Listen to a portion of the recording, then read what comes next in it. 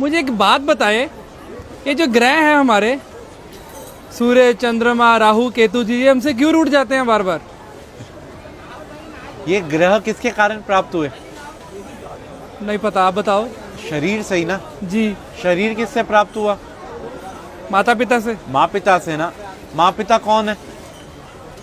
पिता सूर्य, माँ चंद्रमा।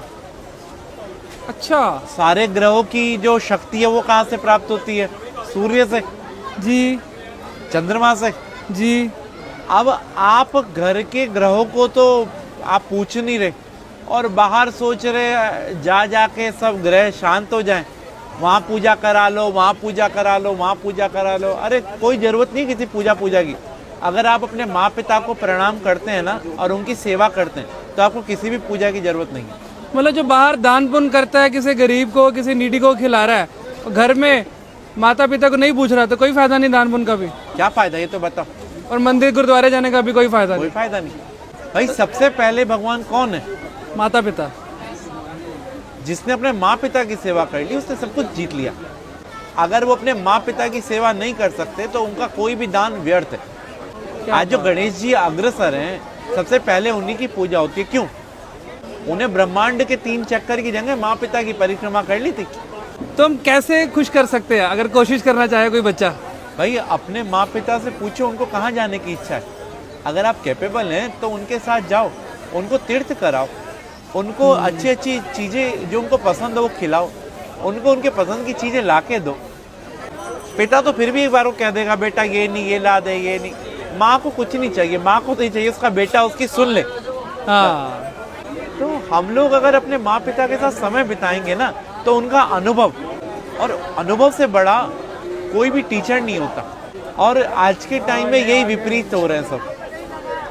सास ससुर को और बहू को प्यार करते हैं, बेचारी माँ जिसने जन्म दिया उसे जयराम जी की कर देते हैं। जिसके कारण सास ससुर और बीवी मिली है, सब मिले, उसको हम भूल रहे हैं। उसको हम भूल रहे हैं। तो यही हमारे असली कर्म है, बस बाकी सब ढोंग है। हमारा तो कर्म ही सिर्फ अपने माँ पिता की सेवा है, अपने माँ पिता और गुरु।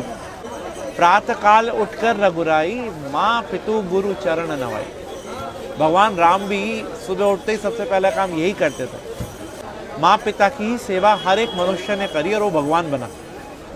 अरे वाह। और फिर उसको कोई ना तो ग्रह तंग करेंगे और ना ही कोई पितृदोष होगा और उसके पूर्वज भी खुश, सब कुछ खुश। तो राहु केतु फिर तभी आकर परेशान करते हैं। भाई राहु केतु कौन है? बुध, चंद्रमा, सूर्य, शुक्र कौन है? शनि कौन है? हमारे ही पास रहने वाला एक व्यक्ति राहु है, एक केतु है, एक चंद्रमा, एक सूर्य, एक शनि है। तो हम इन सबको, भाई सबको तो नहीं मना सकते ना, लेकिन जो इनकी एनर्जी का केंद्र है उसको मना लो ना। पिता को प्रणाम करने से सूर्य, पिता की सेवा करने से सूर्य, पिता की सेवा करने से हमारे सारे ग्रह शांत हो जाते हैं। आज जो मुस्कान आपके चेहरे पे है उसका कारण कौन है? माता पिता ना। तो वही मुस्कान अगर उनके चेहरे पे आ रही है तो, और कारण आप हो, तो वाह। आपकी वाणी सौम्य होगी तो आपका बुध अच्छा है। आप अगर तेजवान है तो आपका सूर्य अच्छा है। आप अगर सौम्य है तो आपका चंद्रमा अच्छा है। आपकी पत्नी अच्छी मिल गई तो आपका शुक्र अच्छा है। अगर 5-7 गर्लफ्रेंड मिल गई तो और अच्छा है, है? शादी से पहले बाद में नहीं, फिर बुरा है। क्या बात है पंडित जी, आप जिस प्यार से और जिस इतनी आसानी के साथ समझा देते हैं ना, मतलब जो आज के भटके हुए समाज में आप जिस सही डायरेक्शन में डाल रहे हैं ना, मन खुश हो जाता है यहाँ पर आके।